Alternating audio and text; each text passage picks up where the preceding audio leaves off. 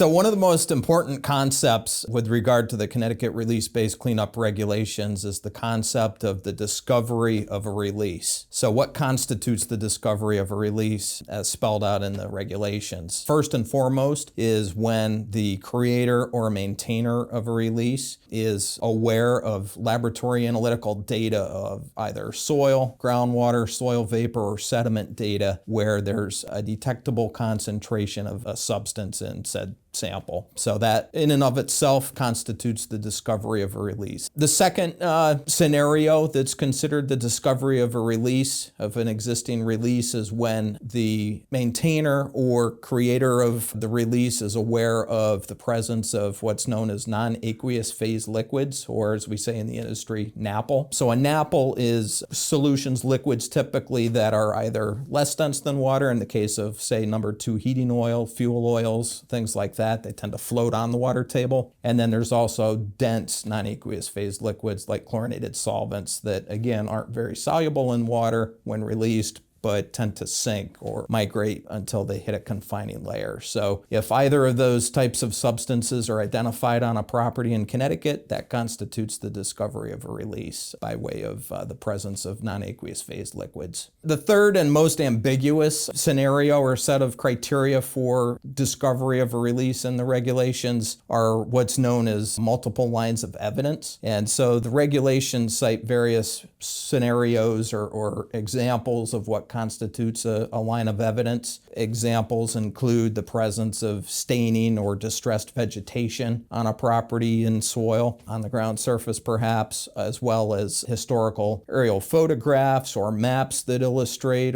or depict potential contamination of a property, reports of historic dumping or disposal of substances on a property to environmental media, and many other scenarios. So that multiple line of evidence subject within the concept of the discovery of a release is one I think that's going to get quite a bit of attention in the coming years, and I'm sure we'll get some guidance from Connecticut Deep on what specifically would constitute the discovery of a release as it relates to multiple lines of evidence. So more to come on that one. To learn more about the release-based cleanup regulations in Connecticut, subscribe and be sure to follow along. Every Thursday we're going to submit new information for you. Thanks so much.